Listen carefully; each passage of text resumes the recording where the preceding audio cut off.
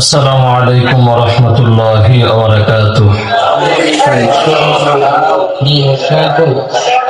আমরা রাসূলের সিরাতের মাহফিলে আসছি, ঠিক না ভাই? আমার কথা কি ক্লিয়ার নিচে বোঝা যায়? আপনাদের স্পষ্ট আওয়াজ আমি শুনতে চাই। আমরা রাসূলের মহব্বতে এখানে আসছি, ঠিক না ভাই? আমাদের কথার চেয়ে রাসূলের দুরূদের দাম কম না বেশি? আমরা কেউ কথা বলবো না, রাসূলের মহব্বতে আমরা একবার দুরূদ শুরু করি। আল্লাহুম্মা সাল্লি আলা মুহাম্মাদ ওয়া আলা আলি মুহাম্মাদ কামা সাল্লাইতা আলা ইব্রাহিম ওয়া আলা আলি ইব্রাহিম ইন্নাকা হামিদুম মাজিদ। একটু আওয়াজটা বাড়াই দিয়ে সবাই একটু রাসূলের মহব্বত আর একটু উঁচু আওয়াজে আল্লাহুম্মা বারিক আলা মুহাম্মাদ ওয়া আলা আলি মুহাম্মাদ কামা বারাকতা আলা ইব্রাহিম ওয়া আলা আলি ইব্রাহিম ইন্নাকা হামিদুম মাজিদ। লা ইলাহা ইল্লাল্লাহ লা ইলাহা ইল্লাল্লাহ লা ইলাহা ইল্লাল্লাহ লা ইলাহা ইল্লাল্লাহ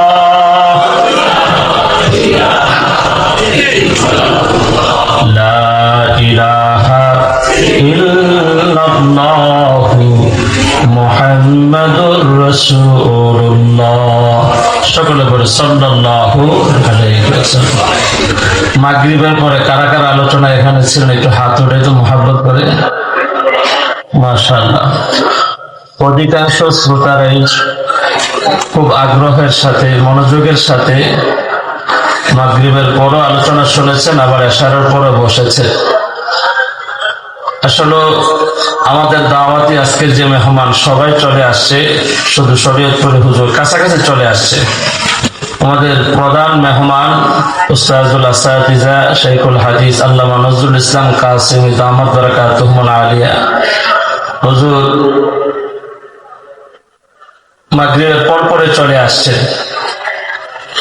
তো যাই হোক, মাঝখানে একটু বিরতির পর আবার আপনাদের মাঝে এখানে বসে, এটা আল্লাহ পাকের ইচ্ছা। আল্লাহ পাকের শুকরিয়া আদায়ের পাশাপাশি আপনাদেরও কৃতজ্ঞতা আদায় করছি যে আপনারা রাসূলের মহব্বতে, রাসূলের ভালোবাসায় দুনিয়া বেচা কিনা সব কিছু বন্ধ করে মার্কেট তালা দিয়ে এখানে চলে আসছেন। আল্লাহ যেন এই দুনিয়ার মহব্বত ত্যাগ করার বিনিময় আল্লাহ যেন জাহান্নামের গেটে তালা দিয়ে জান্নাতের দরজা খুলে দেয়। সকলে একটু আমিন বলবেন। মাশাআল্লাহ, আবারও বলেন আমিন। আল্লাহ বলেন, আমি মুমিনের কাছ থেকে জান মাল ক্রয় করেছি। সবাই ভালো করে বুঝেন, মুমিনের কাছ থেকে আল্লাহ কি ক্রয় করেছে? জান এবং মাল। বিনিময়ে আল্লাহ আমাদেরকে কে দিয়েছে?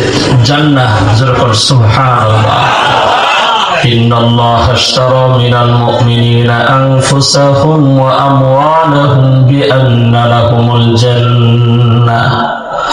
আমার যুবক ভাইয়েরা, আল্লাহ তাআলা বলেন, আমি নিশ্চয়ই মুমিনের কাছ থেকে ক্রয় করে নিয়েছি তাদের জান মাল, বিনিময়ে তাদেরকে দিলাম কি? জান্নাত। সাহাবায়ে কেরাম নিজেদের জান আল্লাহর জন্য দিয়েছেন, তো আল্লাহ তাদেরকে জান্নাত দেখায় দেখায় দুনিয়া থেকে নিয়ে গেছেন। যেরকম সুবহানাল্লাহ। আমরা ওই জান্নাতে যাইতে চাই, আশা নিয়ে আসছি। সাহাবায়ে কেরাম জান্নাতে যাওয়ার জন্য নিজের জীবনের মায়া এতটুকু করেন নাই যে সন্তান এতিম হবে, স্ত্রী বিধবা হবে। তো দুনিয়ার মহাব্বত, স্ত্রীর মহাব্বত, সন্তানের মহাব্বত সব কিছু ত্যাগ করে আল্লাহ এবং তার রাসূলের মহাব্বতে জীবন দিয়েছে। তো আল্লাহ বলেন, রাদিয়াল্লাহু আনহুম ওয়া রাদু আন। আমি আল্লাহ তাআলা তোমাদের প্রতি রাজি, আমি আল্লাহ তোমাদের প্রতি খুশি। সাহাবে কেরাম আল্লাহর প্রতি রাজি থেকে আল্লাহর সন্তুষ্টির জন্য জীবন দিয়েছে, দুনিয়ার কোন মানুষকে খুশি করার জন্য নয়। যেরকম সুবহানাল্লাহ। আপনাদের মনোযোগ আছে, এদিকে কি কথা বলবেন না প্লিজ।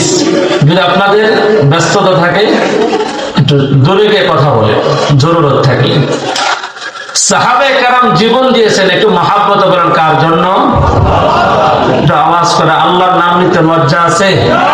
একটু মহাব্বত। পিছনের যুবক ভাইরা বলেন না কার জন্য? আমার এই হায়াত, আমার মত, সবকিছুর মালিক একমাত্র কে? আল্লাহর জন্য।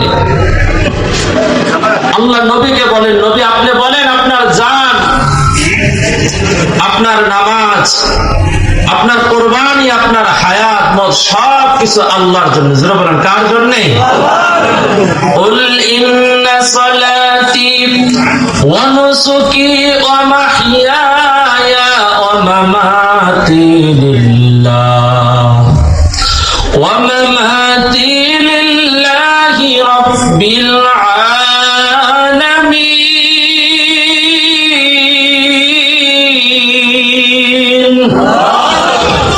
আল্লাহ বলেন, নবী আপনি বলেন আমার নামাজ, আমার কোরবানি, আমার হায়াত, আমার মত সব কিছু একমাত্র আল্লাহর জন্য।